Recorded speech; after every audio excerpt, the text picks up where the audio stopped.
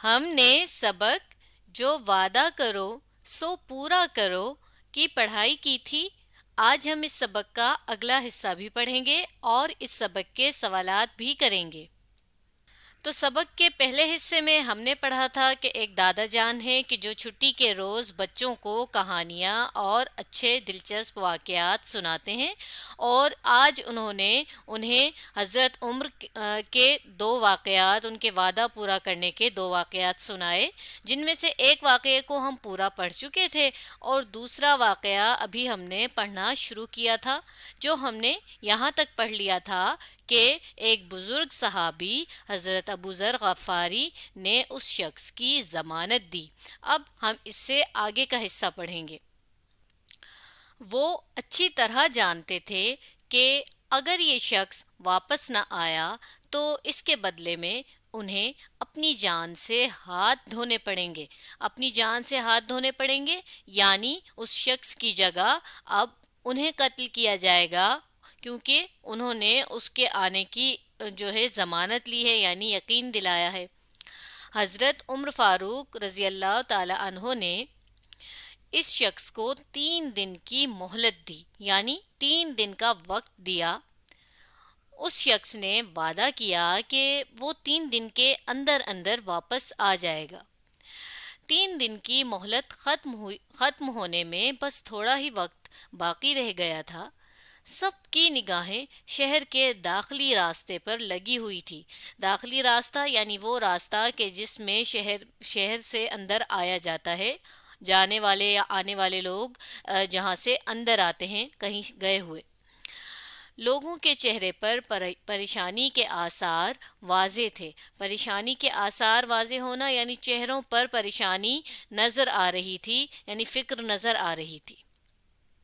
مگر ضمانت دینے والے صحابی کا چہرہ پرسکون تھا، یعنی ان کے چہرے پر تو سکون تھا، وہ پریشان نہیں تھے۔ انہیں اللہ تعالیٰ پر مکمل بھروسہ یعنی کہ مکمل یقین تھا، اور اس شخص کے وعدے کا اعتبار بھی تھا۔ اعتبار ہونا بھی یقین ہونے ہی کو کہتے ہیں۔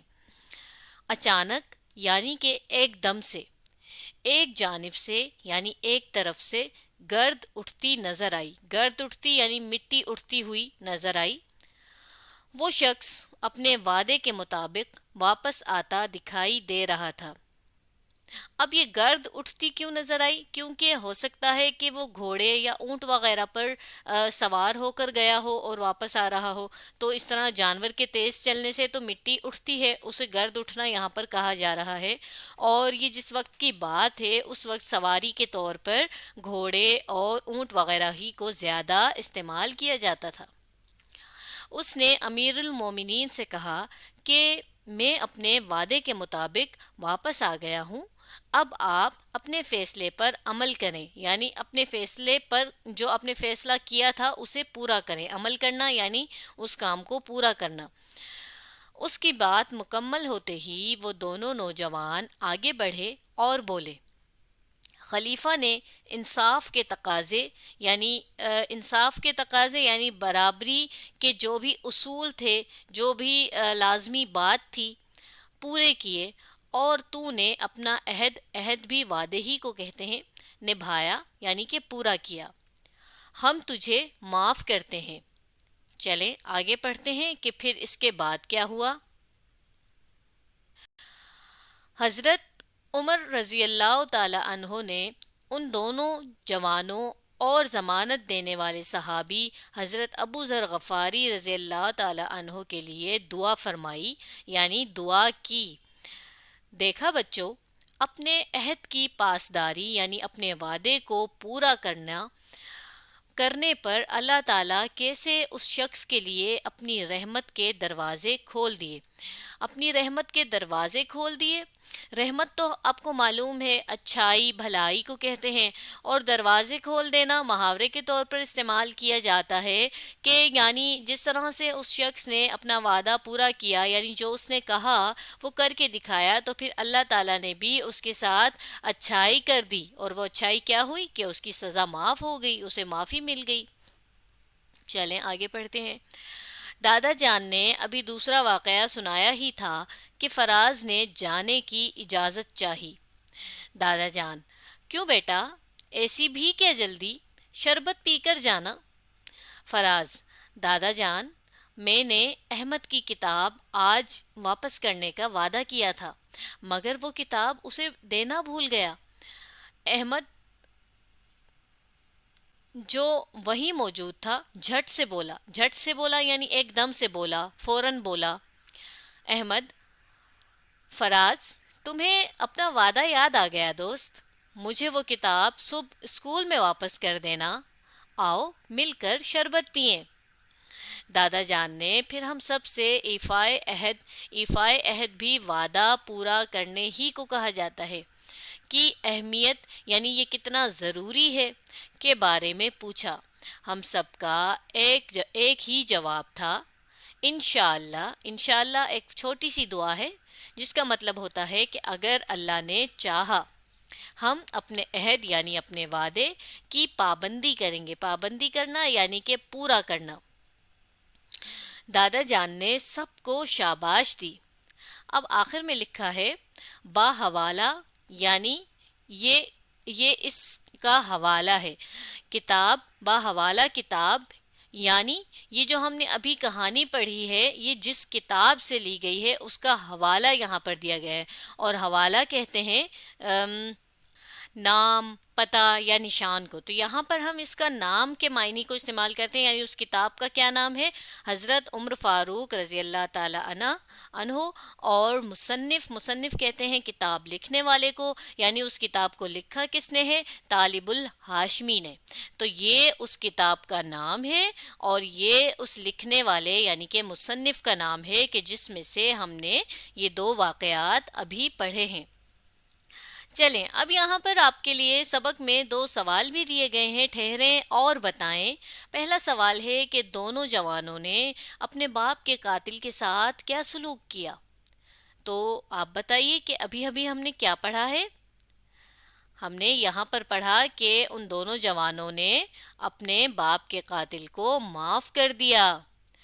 और दूसरा सवाल है कि इस सबक का मौजू क्या था, यानी इस सबक में किस टॉपिक पर, किस मौजू पर बात की गई है, मेन जो चीज़ है वो क्या है। वादा पूरा करना, यानी जिससे जो बात कही जाए फिर उसको उससे उसी तरह पूरा करना। चलें, अब हमने इस सबक की पढ़ाई को तो मुकम्मल कर लिया है। अब हम इस सबक जो वादा करो सो पूरा करो के सवालात भी कर लेते हैं। तो सबक का पहला सवाल अलिफ है, हरमज़ान कौन था और उसे किस खलीफा के दरबार में पेश किया गया। चलें देखते हैं कि हमने इस सबक में क्या पढ़ा है। तो देखिए, सबक के बिल्कुल पहले हिस्से ही में हमने पढ़ा था मुल्क ईरान के एक सूबे के हाकिम का नाम था हरमज़ान। तो हम लिखेंगे मुल्क ईरान का हाकिम था हरमज़ान। और इसके अलावा उसे किस खलीफा के दरबार में पेश किया गया, तो वो हमने यहाँ आगे जाकर नाम पढ़ा था कि बच्चों से जब पूछा था तो बच्चों ने क्या नाम बताया था। देखिए, यहाँ पर बच्चों ने जोश से जवाब दिया था, हज़रत उम्र फ़ारूक रज़ी अल्लाह ताला अन्हा।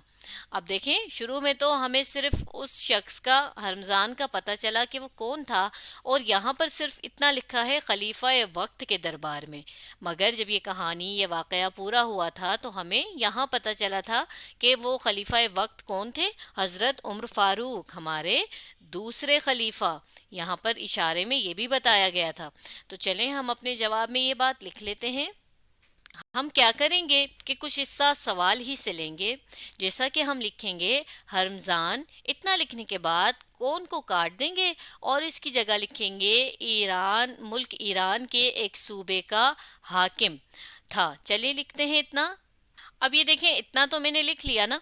इसके बाद मैं लिखूंगी और उसे, इतना लिखने के बाद मैं फिर किसको काट दूंगी और इसकी जगह लिखूंगी हज़रत उमर फ़ारूक, और खलीफा को भी काट दूंगी, क्योंकि जब हम नाम लिख देंगे तो ये बात वाज़े हो जाएगी कि वो खलीफा ही का नाम है, हज़रत उमर फ़ारूक। और फिर अगला हिस्सा भी मैं सवाल ही का लिखूंगी। चलें लिखते हैं। اب دیکھیں یہ میں نے نام لکھ دیا، اس کے بعد میں لکھوں گی کہ دربار میں پیش کیا گیا اور سوالیہ کی نشانی ہٹا کر ختمہ کی نشانی لگاؤں گی۔ چلے لکھتے ہیں۔ تو دیکھیے ہمارا جواب کیا بن گیا۔ ہرمزان ملک ایران کے ایک صوبے کا حاکم تھا۔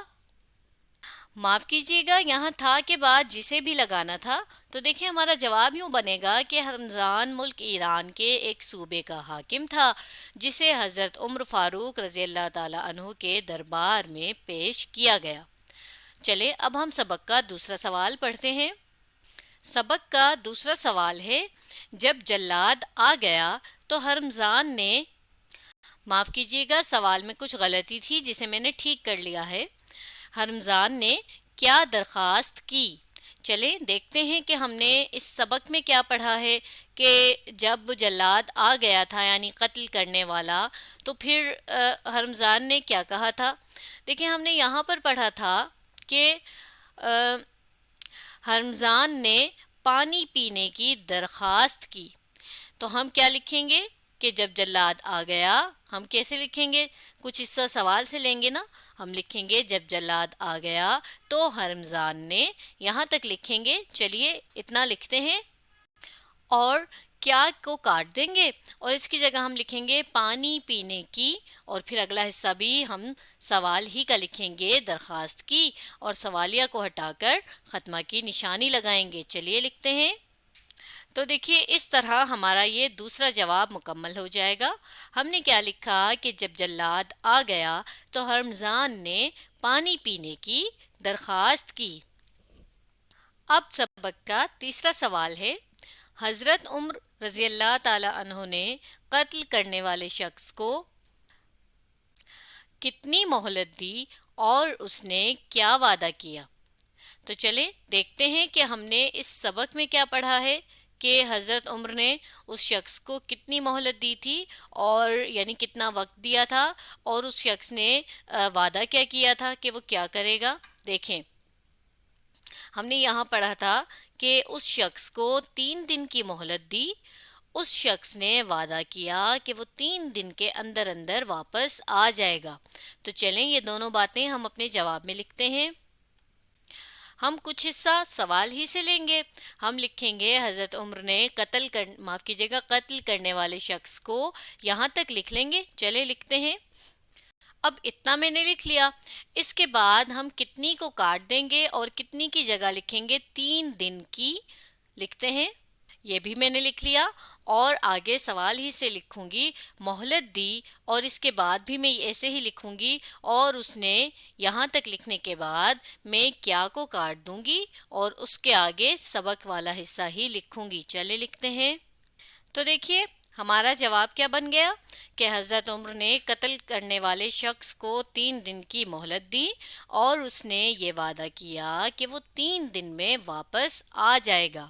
کیا کو کاٹ کر میں نے یہ لکھا اور وعدہ کیا کو میں نے سوال ہی سے لکھا، اور اس کے آخر میں نے وہ حصہ لکھا جو ہم نے سبق میں سے پڑھا تھا، اندر کی جگہ میں لکھ دیا، تو اس طرح بھی یہ بالکل ٹھیک ہے۔